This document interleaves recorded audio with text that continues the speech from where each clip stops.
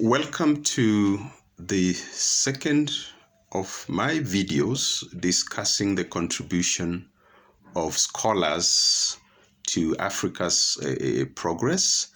And these videos are based on a reflection that was done by a number of African scholars way back in December of 1999. And these scholars were able to come up with a series of publications which they called Reflections, African Social Scientists Reflections.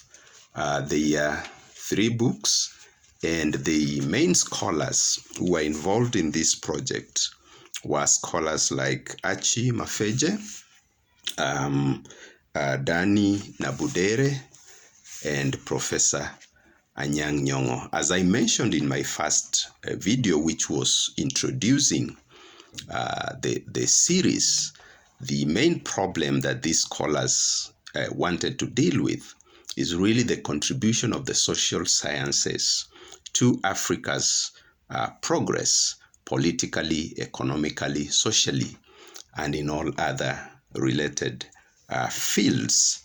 So once they did their reflection, they came up with these publications, basically to as a way of guiding other social scientists, because this was a select group of what you'd call senior social scientists, senior scholars on the African scene.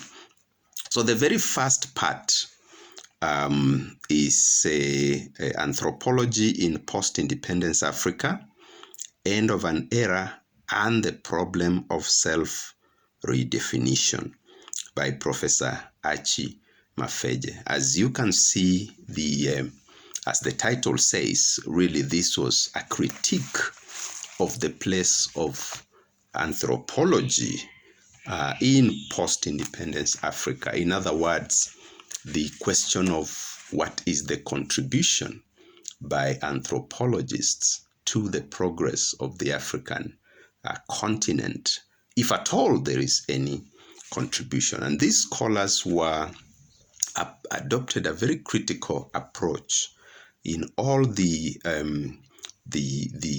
writings. We shall see, and the presentations that they made, they adopted a very critical approach, a self-reflection, within the discipline, to really come up with critiques, but also the positive contributions that have been made by these disciplines in the progress of Africa. And so I think the way I wanted to approach this is to look at the individual scholars and what they said, but without really losing sight of what is the purpose of this. My first purpose is just to look at books and what is it that is going on in the field of scholarship, and to encourage you and others to be able to read. But also, perhaps more critically, we are at a critical juncture in global developments, which are also, of course, affecting our own domestic progress, our own domestic politics, and so on. As you know, at the very global level, we have had certain changes. International relations experts talk about system changes. Way back in after the end of the Cold War, after the defeat of communism, we had a brief moment of unipolarity. That means basically there was one superpower, which is the United States. That position has been challenged over the years, though, and we've seen certain other dynamics. The rise of China. China, in the meantime, became the second largest economy in the world. We've seen the BRICS coming up, bringing these 5 or so countries together. and basically challenging the distribution of power globally, which is probably one of the most defining aspects of this moment, is the challenge to American hegemony. And we've seen a lot of, what is going on, for example, in Ukraine. There are many perspectives, of course, to this, but there are those who insist that this war is the war that will determine whether America continues to be the global hegemon or not. As you can see now, we have three big boys, America, China, and Russia. And in one way or the other, they are all involved in the Ukrainian war theater at the moment. So anyhow, let's go back to our topic today, and that is looking at what these scholars said those many years ago, way back in 1999, about the contribution of the social sciences to Africa's progress. All right.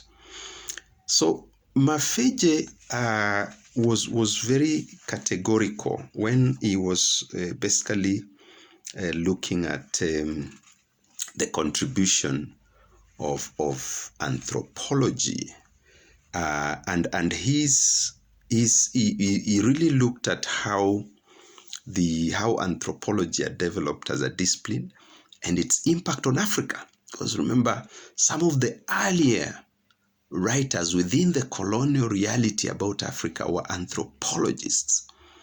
And their role, as Mafeje says here, was actually to analyze the African continent and provide certain material for then the big powers, particularly, the British and so on, who then came in and colonized the continent. That is extremely important because he talks about the crisis that anthropology went through, especially when now it was being embedded on the African continent, because all these scholars had to contend with that fact, the fact that this genre of scholarship might have been used to attain certain political goals, in particular of the empire then. So you can see he's talking about the crisis within the discipline, because he actually characterized anthropology as a child of imperialism. Anthropology as a child of imperialism.